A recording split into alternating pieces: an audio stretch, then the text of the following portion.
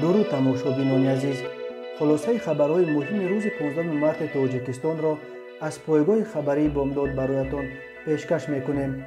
در این برنامه حکم زندان عمرباد برای تجاوز و قتل یک کودک 11 ساله در ناحیه رودکی، کارمند کمیساریات حربی اصفره از علیبایف پاره گرفته است، بازداشت یک ساکن برخورق برای زورآوری به مقابل نماینده حاکمیت، قتل یک جوان 22 ساله در مرکز ناحیه همدانی، مرگ تکثیران جوان تاجیک در یک صدمه در پتربورگ، مخلصان فوتبال را به تماشای بازی تاجیکستان مغولستان راه میدهند. و اکنون تفصیلات خبرها.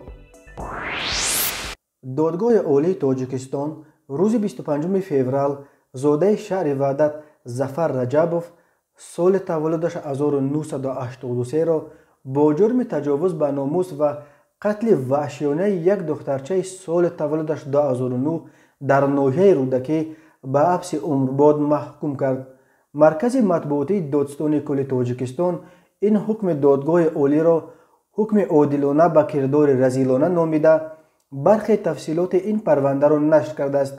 بنابراین منبع ظفر رجبوف 25 اوگوست سال 2020 ساعتهای 12:30 در بازارچه محله نهم شهر دوشنبه با خردسال 11 ساله که تنها گشت و گذار داشت واخورده با مقصد قانع گردانیدن طلبات شهوانی خود نام برده را همراهش از بازار به ایستگاه شورای دوشنبه وحدت به مکان خلوت برده است.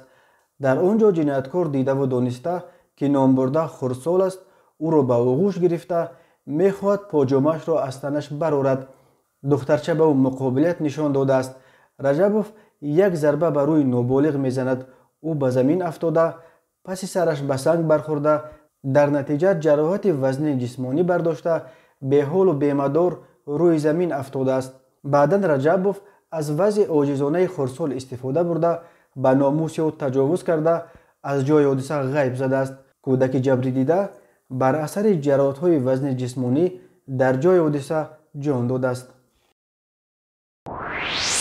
وزارت کارهای داخلی تاجیکستان خبر داد که ذکرالله‌بیکوف عینی فیض‌الله‌بیکوویچ سال تولدش 1999 ساکن محله خوروغ بالای شهر خوروغ که قبلا نسبتش طبق ماده 237 اوباشی 328 استفاده زورآوری به مقابل نماینده حاکمیت و 303 تحقیر نماینده حاکمیت کودکس جنایتی جمهوری تاجیکستان پرونده جنایتی آغاز گردیده بود و نامبرده در جستجوی رسمی قرار داشت.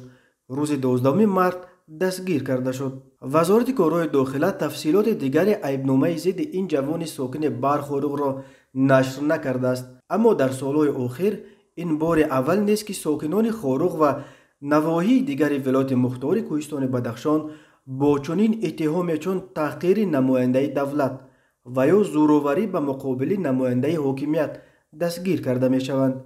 مقامات تاجیکستان هنوز ماه سپتامبر سال 2018 با مقصد برقرار کردن امنیت و ترتیبات به خوروغ مرکز مأموری ولایت مختار کوهستان بدخشان و نواحی اطراف آن نیروهای علاوگی فرستادند. با گذشت اینک 2.5 سال نیروهای علاوگی همچنان در بدخشان باقی میمانند.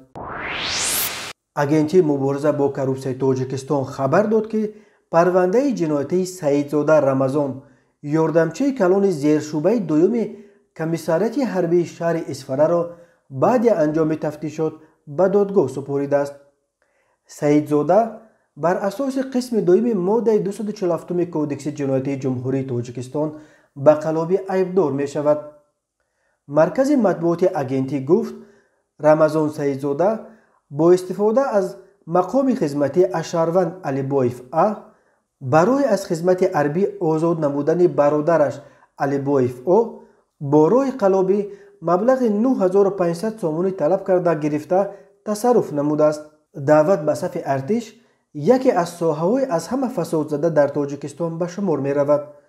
در هر موسم دعوت به ارتش درباره بازداشت چندین کارمند کمیساریات‌های حربی با اتهام گرفتن پاره در عوض از خدمت حربی آزاد کردن شهروندان گزارش‌ها به دست می رسد. یک ماه پیش به قانون درباره عهدهداری‌های حربی در تاجیکستان تغییرات وارد کرده شد که بر اساس آن جوانان سن و سال دعوتی از این به بعد می توانند با پرداخت مبلغ معین و گذاشتن یک دوره کوتاه مدت خدمت صاحب بلیط حربی شوند. همچنین مبلغی که در عوض رهایی از خدمت حربی باید پرداخت شود هنوز از جانب حکومت تاجیکستان معین کرده نشده است، ولی برخی منابع میگویند که آن تقریبا از 25 تا 28 هزار سامانی را تشکیل خواهد داد. دعوت به صف ارتش در تاجیکستان هر سال 2 مرتبه ماه‌های اپریل مای و اکتبر نوامبر دایر می شود، در حالی که نیروهای مسلح تاجیکستان سالانه به 7-8 هزار سرباز نیاز دارند. شماره جوانان سن و سال دعوتی در کشور حدود 700 هزار نفر را تشکیل می دهد. این برای مسئولان دعوت زمینه کروپسیا و یا به اصطلاح پولکارکنی را از حساب جوانانی که به ارتش رفتن نمیخواهند فراهم می‌آورد.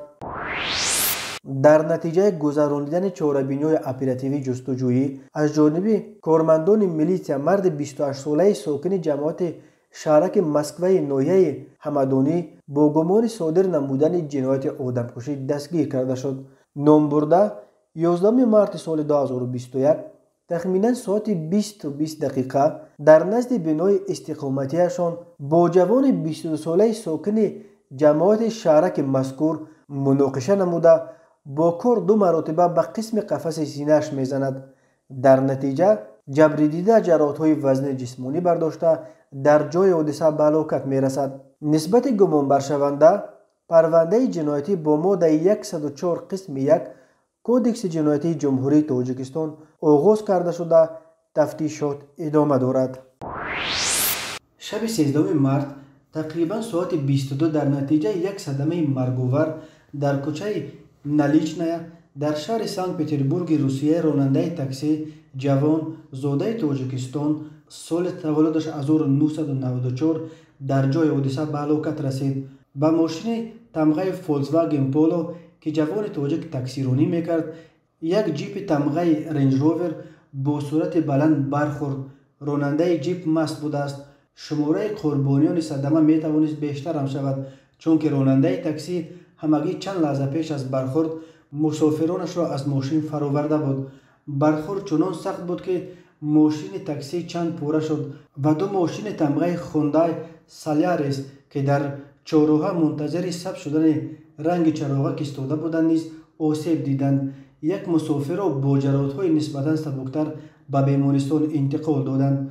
پلیس گفت راننده تاکسی هنگام برآمدن برای اساسی به راننده جیپ امکان گذر نداده است، ولی تشخیص نشان داد که راننده جیپ مست بوده است. بنا به اطلاع مرکز مطبوعات پلیس به این دلیل به ضد راننده جیپ بر اساس ماده 264 ویران کردن قاعده‌های حرکت در راه پرونده گشودند و به او تا 5 سال زندان تهدید می‌کند.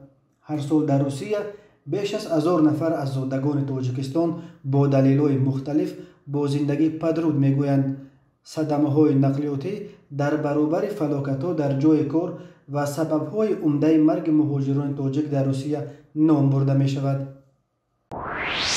فیفا اجازه داده است که بازی دور هفتم مرحله دوم انتخابی جام جهان 2022 در گروه غ میان تیم‌های ملی تاجیکستان و مغولستان با اشتراک مخلصان برگزار گردد. فدراسیون فوتبال تاجیکستان خبر داد که بر اساس موافقه با فیفا این بازی را شام 25 مارس ساعت 18 در ورزشگاه مرکزی دوشنبه می توانند تا 10,000 مخلص تماشا کنند.